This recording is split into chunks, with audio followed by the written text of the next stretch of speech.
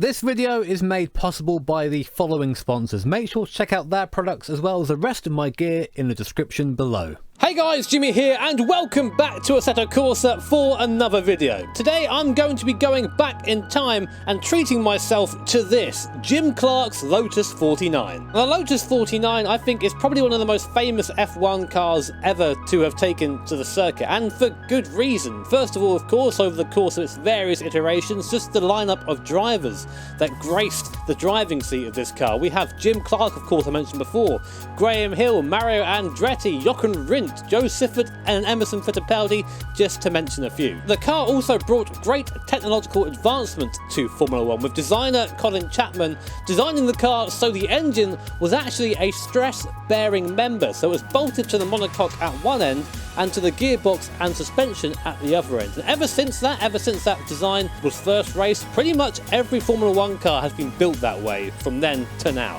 To show off this awesome car, I'm going to be changing history somewhat. We're going to be racing at the 1938 version of Donington Park, so pre-war Donington Park. So I hope you guys like going sideways. That's pretty much all this car does.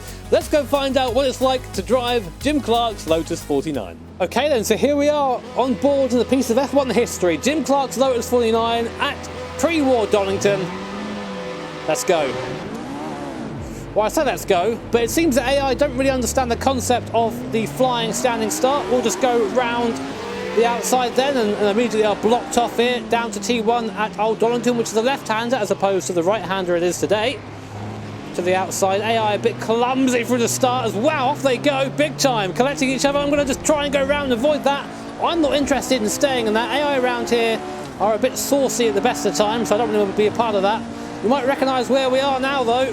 The Craner curves, down to the right, then to the left. Car is very cold right now, sliding a lot. These big bias ply tyres, take a little while to get heated up, so we have to allow them that time. Underneath the bridge now. Now going up towards McLean's.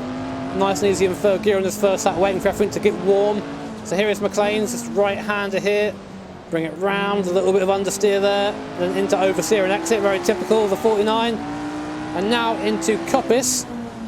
I'm not sure if these what the corners were called back in the day, but it helps us hopefully try and give you context to where we are now compared to the modern circuit. And now down the back straight, and I can tell you right now, this is anything but a straight. This is a roller coaster up into fourth gear. Cars in my mirror behind, looks like they've recovered from their dodgy start. Just trying to wrestle the car here up into fifth gear.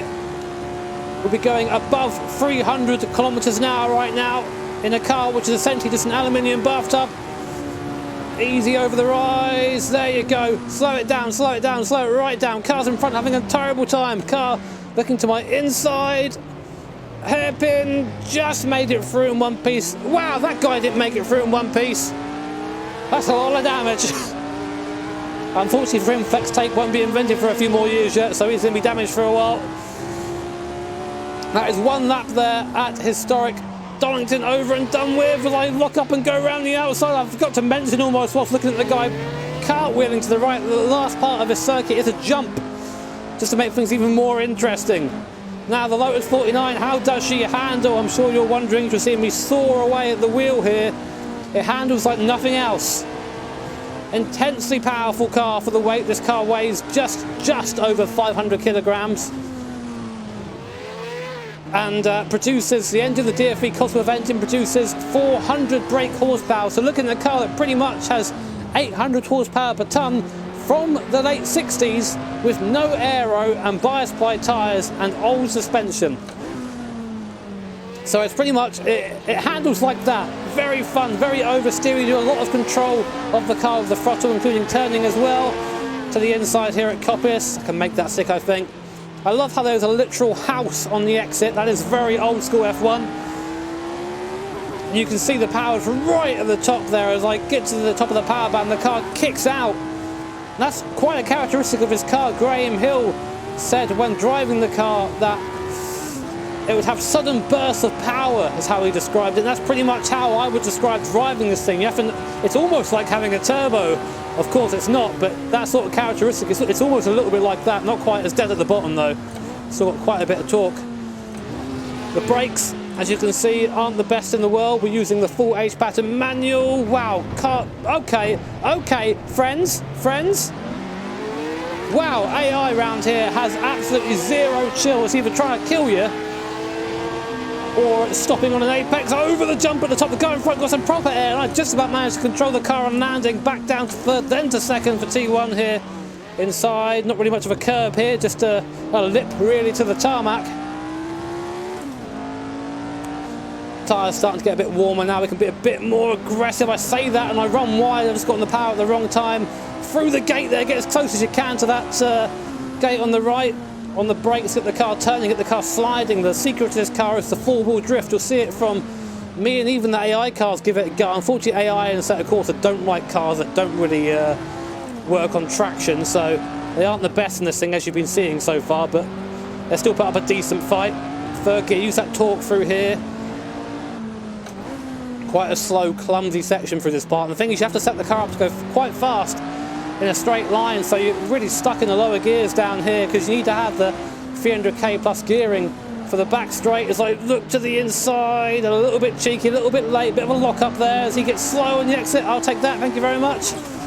Nice and sideways again.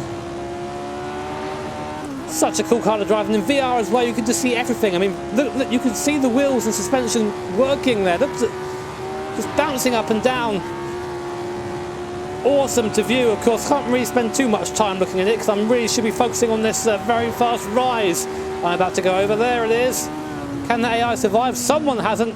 Someone each of that seems to have been in through there. That guy's doing a great 50-50 slide there on the banking, and away he goes. Rush Hour 3 will not contain that actor. Chris Amon now to the left. Stuck on the outside here. I might give him the line because I don't want to go anywhere near that little barrier there towards the pit entry because it just drags you in. Ooh, locking up on the way in on the first part of the brakes. I managed to get back off again. This isn't really you don't brake like a downforce car. In this downforce cars, you brake hard then peel off as the downforce comes off as you slow down. This has no downforce, so you have to just be good on the brakes, and I'm not apparently. Stuck behind Mr. Amon here, and that beautiful Ferrari in front. I love the lattice work style manifold exhaust there, just coming off the back. Come on, nowhere to go. Line of stern. Come on, Chris. Get on with it. Not really anywhere to pass up here. It's very much single file. Using that torque again just to bring us out the corner. Really working up a sweat driving this thing. I don't even care. It's just fun. There you go. Right, power. Using that 400 horsepower from that Cosworth engine, and then before I know it, already back on the brakes. Trying to be soft. Oh, cars slow on the exit. I say slow, just stop there. Stopping at their house for a cup of tea, I assume. Good lads. My mirror full of Ferrari. There are worse things for that mirror to be full of. Look at that. Awesome. Oh, God. Far from stable in a straight line. You've got to hang on to this thing, or it will take you with it. So coming over this little hill, this little crest here for the second to last time. Important to get the braking right. So easy to get it wrong down here. As demonstrated, a bit wide. I say a bit wide. Nearly ran off the course there as a car to the right. Another 49. Muscles his way through. I'm going to have the inside here though. Over the crest. Wow. Still side by side. That's late on the brakes, Jimmy. No. Oh, no, I'm sorry. I think that just shows you how the brakes are in this thing. It shows you that I am definitely not a good driver. I'm not used to driving these things. So used to downforce cars, and then I get to a section where I'm like, okay, I'll outbrake him here. Nope. Outbraking is terrifying in these cars, as you just saw, as we went wide into the wall. Down the Carrera curves for the last time. Let's try and redeem myself slightly, shall we? No. Blocked in there. Nowhere to pass through here. Very much single file. If you try and go side by side through there, you go into the bridge, which is not recommended, to be honest. Then just setting up the car over the crest there. Stamping on the throttle before I even know which way I'm pointing. That is a Lotus 49 way. Can I get two here onto the straight? No, I can't. He's slow. Thank you, Eamon. Appreciate it. Might have lost a bit of time there with my little excursion off into the barriers, but gained back a couple of places, and wow, my mind's struggling a little bit driving this car. There's so much you have to think about. Just where you're placing it, it's a different sort of intensive. Over the hill once more. Let's try and get this braking right. Really heavy on the brakes. Such a long braking zone. Oh, there's a car on its roof. I say roof, the roof being the driver's head. And over the crest for the last time. Full throttle. Lift off. And there we go, race over. We come in P7 after all those shenanigans and nearly crashing into the back of the guy at T1. Haven't learned my lesson. Wow. What a car, what a combo. So there you go, guys. That was Jim Clark's Lotus 49 at pre-war Donington. If you enjoyed the video, then please make sure to hit that like button. If you really enjoyed it, hit subscribe to be notified of future videos, as well as maybe hitting that little bell icon as well, because that way you get notified of all future streams and videos. Big shout out as always to my sponsors and to my patrons. Take care, have an awesome day. See you all next time.